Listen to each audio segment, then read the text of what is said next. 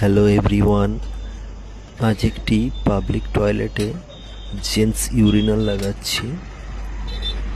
তো প্রথমেই পাইপের লাইন খানিকটা করে নিয়েছি, তারপরে ইউরিনালটা দেওয়ালে সেট করে নিচ্ছি। স্টিল স্ক্রু দিয়ে ভালো করে এঁটে নিচ্ছি। ভেতরে পিভিসি প্যানা দেওয়া আছে। এবারে জলের লাইনটা রেডি করে নিচ্ছি। দেখুন, এবারে এখানে অ্যাঙ্গুলার কক লাগিয়ে দিলাম। লাগিয়ে কানেক্টিং পাইপ লাগাবো।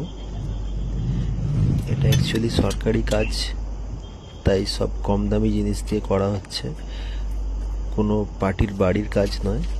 তাই জন্য একদম লো কোয়ালিটির জিনিস সব, তাও যতটা ভালো করা যায় সেটা করছি।